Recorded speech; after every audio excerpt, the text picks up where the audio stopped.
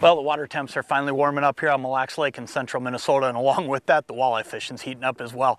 I'm going to show you exactly how I Lindy rig in these conditions when that water's finally hitting about 50 degrees, because there are some tips and tricks that are going to help you put more walleyes in the boat. Stay right where you're at. Fish heads coming up.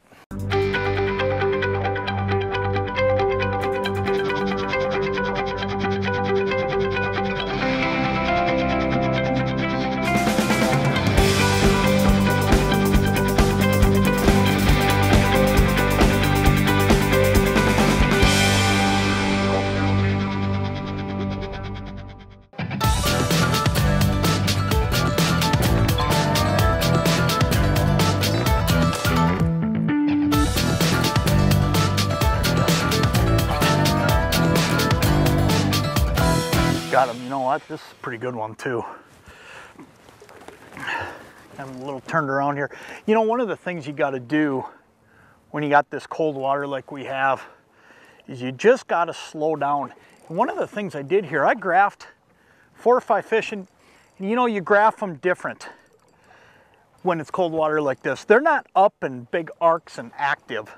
What they are is actually down, and they're belly on the bottom. And what you got to do is when you come across those fish, you got to just hit the brakes and do what we did here. Just slow it down to a point where you sit and camp right over the top of them. That's a great walleye to start our day. Look how dark that fish is. You can tell this fish has been spending a lot of time in shallow here. That's a great walleye right there. And that's pretty typical of what you get here on Mille Lacs Lake at this time of year. Now, I got this one on a minnow, but I want to point something out. These fish are just not real aggressive yet. And here's why I say that. Look where this fish is hooked. He is barely hooked, and he's hooked right in the side of the lip. And what that is, I mean, I gave that fish a long time. It's just they're not at that point of the year yet where they're really engulfing it and taking it down. So that's one of the other things you got to do, is not only are you fishing some different baits like I am today with a minnow on this one, and fishing smaller baits, but you actually got to give them a little bit extra time too. That's a great way to start our day right there. So let this guy go, get him out of here, and we'll get down and get another one.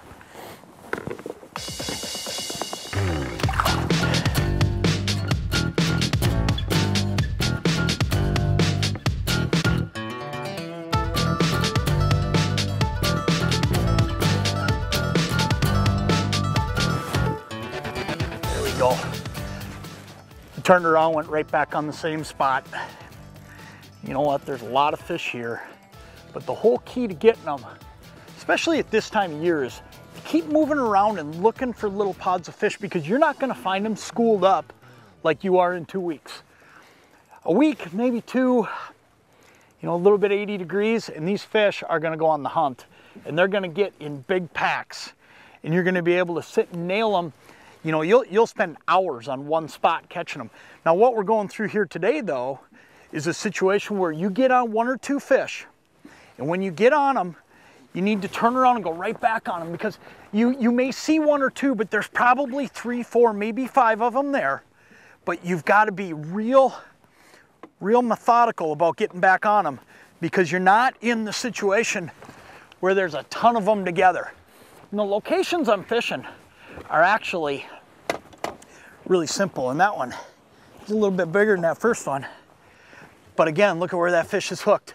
And I gave him a long time with that shiner minnow.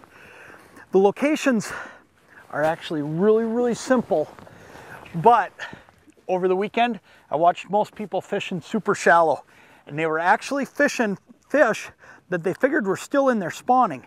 The spawn is done for the most part. A lot of these fish, they spawned a lot earlier this year than what most people think. We'll get that girl out of here. Most of these fish were in there and spawned either under the ice or the minute that ice went off of the shorelines. And most people weren't out fishing yet because we had ice out in the middle of the lake, okay?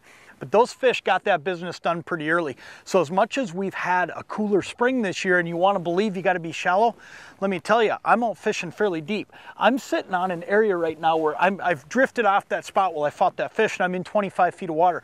But there's a reef right up here. And these fish, it's a reef connected to the shoreline.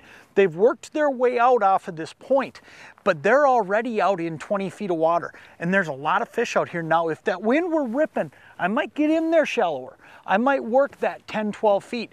But right now, they're out here deeper. A couple things you want to remember.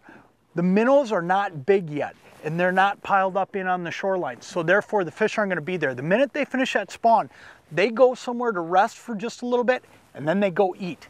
The best bait that they can find right now is out here a little bit deeper. So don't think because of this early spring that you got to be shallow. There's a lot of fish out deep. You just got to go out there and look. Look around me today. There's boats on the water, and we're all by ourselves. Everybody's fishing in on the shorelines, and we're catching fish out here in water that nobody's expecting there to be fish in. So keep that in mind if you get out here.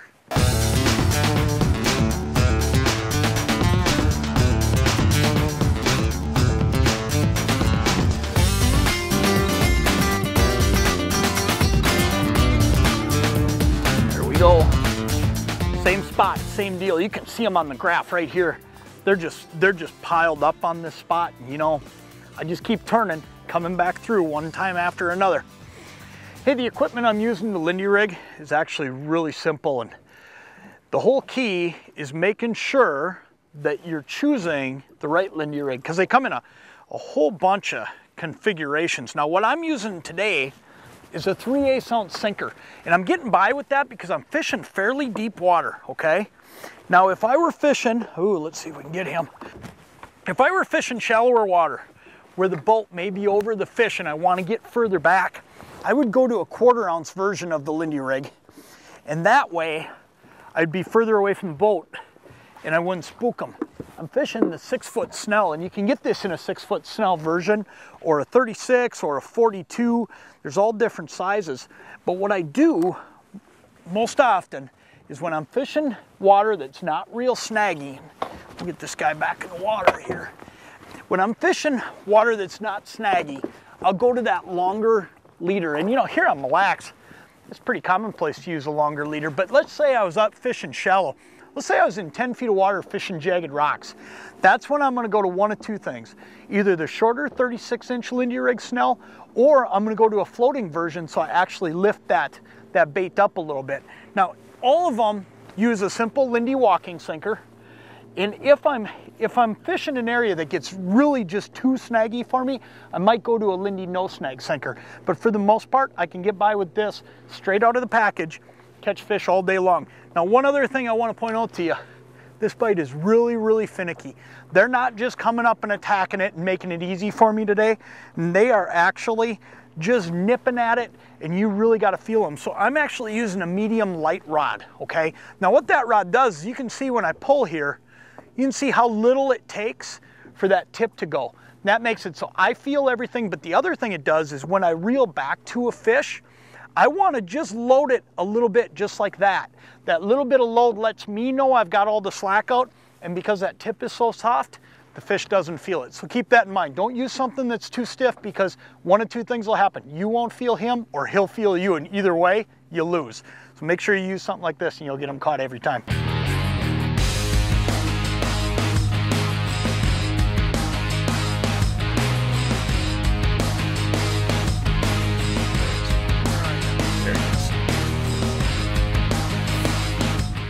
Well, this guy, he just came back toward the boat.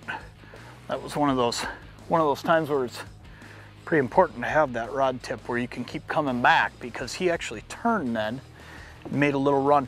You know, I think the whole key to catching these fish today has been real simple, and that is once I found them and just got over the top of them, look at that one's gonna go home for dinner too. Once I got over the top of them though, it was just keep cycling back, and that's all I've done. You'll be able to look at my graph at the end of the day, and you're going to see a whole bunch of circles. because I've just gone back over and over and over these fish.